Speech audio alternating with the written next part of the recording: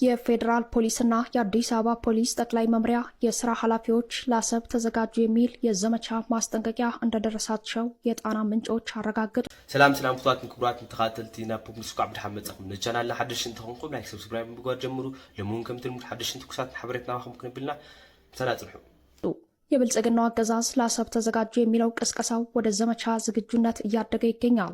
ከሰሞኑ በአዲስ አበባ ፒያሳ በሚገኘው የማዕከላዊ ስታቲክስ ኤጀንሲ መሰብሰቢያ አዳራሽ በፌዴራል ፖሊስ ኮሚሽነር ኃላፊው ደመላሽ ገብረ ሚካኤል ሰብሳቢነት በተመራው ስብሰባ ለፌዴራል ፖሊስና ለአዲስ አበባ ፖሊስ ጠቅላይ መምሪያ የስራ ኃላፊዎች ለአሰብ ተዘጋጁ የሚል የዘመቻ ማስጠንቀቂያ እንደደረሳቸው ታውቋል። ኮሚሽነሩ ደመላሽ ከዚህ ቀደም በሰሜኑ ጦርነት የፌዴራል ፖሊስ የግዳጅ ተልዕኮዎችን እንደተወጣ፣ የአዲስ አበባ ፖሊስ ግን በፈቃደኝነት እንዲዘምቱ መደረጉን በማስታወስ በአሁኑ ዘመቻ ግን ብሔራዊ ግዴታ በመሆኑ የፌዴራልና የአዲስ ፖሊስ ራሱን ለዘመቻ እንዲያዘጋጅ ለስራ ኃላፊዎች ትዕዛዝ ተላልፏል ያሉት ምንጮች ለአባላቱ ወደ ታች የሚወርድበት የግንዛቤ ፈጠራ መድረክ በስብሰባው የተሳተፉ ኃላፊዎች ድርሻ እንደሆነ ተነግሯል ሲሉ መረጃውን አድርሰውናል። የጣና ምንጮች አክለው በስብሰባው ከፊት የነበሩ በኮሚሽነርነት ማዕረግ ያሉ የስራ ኃላፊዎች የደመላሽ ገብረ ሚካኤልን የዘመቻ መመሪያ በድጋፍ አስተጋብተዋል ያሉ ሲሆን ለአሰብ ተዘጋጁ የሚል የዘመቻ ማስጠንቀቂያው የግዳጅ ስምሪቱ ዝርዝር የአፈጻጸም መረጃ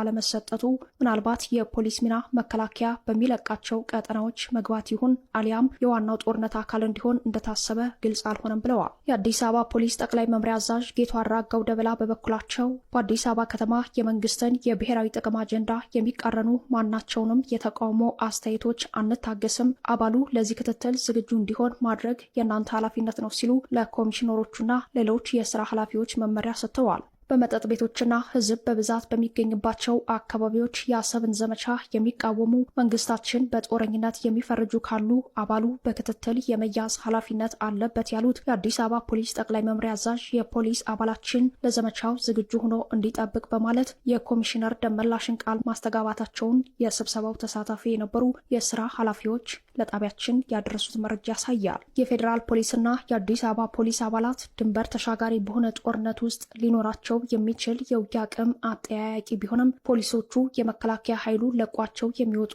ወሳኝ ቦታዎችን እንደሚሸፍኑ፣ ከተሞችን በትጥቅ የመጠበቅ ሙሉ ኃላፊነት ይዘው ሊሰማሩ እንደሚችል ግን የስብሰባው የመረጃው ምንጮች መላምታቸውን አስቀምጠዋል። ብልጽግናን ስጋት የሆነበት ጉዳይ ድንበር ተሻጋሪው ጦርነት በታወጀ ቅጽበት በከተሞች ሊነሳ የሚችል አመፅ ለፋኖ ኃይሎች የሚሰጠው እድል ነው ያሉት የመረጃው ምንጮች የፌዴራል ፖሊስና የአዲስ አበባ ፖሊስ አስፈላጊነትም ከከተማ ስጋት ጋር የተያያዘ ጉዳይ ይሆናል ሲሉ ምክንያታዊ ምልከታቸውን አጋርተውናል። ይህ ስብሰባ አዲስ አበባ ፒያሳ በሚገኘው የማዕከላዊ ስታቲክስ ኤጀንሲ መሰብሰቢያ አዳራሽ ለ2 ቀናት የተካሄደ ነበር ያሉት የመረጃው ምንጮች የስብሰባው ማጠቃለያ ቀን ተሰብሳቢዎቹ አዳራሽ ሳይወጡ ጠቅላይ ሚኒስትሩ በፓርላማ ቀርበው %100 እርግጠኛ ነኝ ኢትዮጵያ ተዘግታ አትኖርም፣ ማንም ፈለገም አልፈለገም ብለው መናገራቸውን በማውሳት ይህንን ቃል በስብሰባው ውስጥ ኮሚሽነር ደመላሽ ገብረ ሚካኤል በትንሹ 3 ጊዜ መናገራቸው የቀይ ባህር ጉዳይ ለግብጽና ኤርትራ ትልቅ ኃላፊነት የሚያሸክም ጉዳይ መሆኑን የኤርትራው ፕሬዝዳንት ተናገሩ። የኤርትራው ፕሬዝዳንት ኢሳያስ አፈወርቂ ባለፈው ሳምንት በግብጽ ያደረጉትን የ5 ቀናት ጉብኝት አስመልክቶ ከሀገሪቱ ቴሌቪዥን ጋር ያደረጉትን ቃለ ምልልስ የማስታወቂያ ሚኒስቴራቸው በድረገጹ ይፋ አድርጎታል።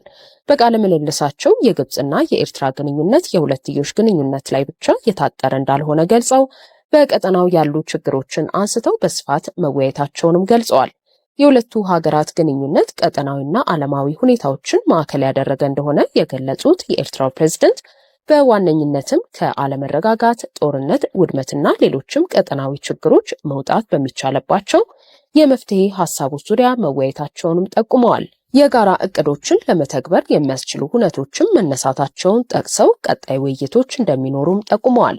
ግብጽና ኤርትራ ከሱዳን ጋር የሚዋሰኑ ሀገራት እንደመሆናቸው በግብጽና ኤርትራ ግንኙነት ውስጥ የሱዳን ጉዳይ በቀጣይ ትኩረት የሚሰጠው ጉዳይ መሆኑን ገልጸው የሱዳንን ችግር ለመፍታት ምን ይደረግ የሚለው ጉዳይ መነሳት ያለበት ነው። በተለይም የውጭ ኃይሎች ጣልቃ ገብነት ችግሩን አባብሶታል ብለዋል። ግብጽና ኤርትራ በቀይ ባህር ጉዳይ ላይ ያላቸው ምልከታ እንዲሁም የቀይ ባህር አባል ሀገራትን ለማሰባሰብ የሚደረገው ጥረትስ ምን ይመስላል በሚል ለቀረበላቸው ጥያቄም ስለ ጉዳዩ ለመናገር ጊዜ እንደሚፈልግ ጠቅሰው ጉዳዩ ለግብጽና ለኤርትራ ትልቅ ኃላፊነት የሚያሸክም ጉዳይ ነው ሲሉ ተናግረዋል። የቀይ ባህር አባል ሀገራት የቀይ ባህርን የውሃ መስመር በህጋዊ ስምምነት አስተማማኝ ለማድረግ አቅማቸውን ማጎልበትና መተጋገዝ እንዳለባቸው የገለጹት ፕሬዝደንቱ ዓለም አቀፍ የህግ ማዕቀፍ መኖር እንዳለበትም አመላክተዋል። ሀገሮች ይህንን ባህር ለመጠበቅ የሚያስችል አቅም ለመገንባት የሚያስችል ዘዴ በመፍጠር ከተባበሩ ለጸጥታው ምክር ቤት ወይንም ለተባበሩት መንግስታት ድርጅት የሚቀርብ የህግ ስምምነት በመካከላቸው መኖር አለበት ያሉት ኢሳያስ በቀይ ባህር ክልል ውስጥ ባሉ ዋና ዋና ኃይሎች ወይንም የውሃ መስመሩን ለማስጠበቅ በአንድ የተወሰነ ሀገር ላይ ቀጥተኛ ወታደራዊ ጣልቃ ገብነት እንዲደረግ የሚፈቅድ ረቂቅ ህግ በፍጹም ሊኖር አይገባም በማለት ስጋታቸውንም ገልጸዋል። የሶማሊያ ጉዳይም በግብጽና ኤርትራ ግንኙነት ውስጥ ሁልጊዜ የሚነሳ ጉዳይ እንደሆነ ጠቁመው ሶማሊያ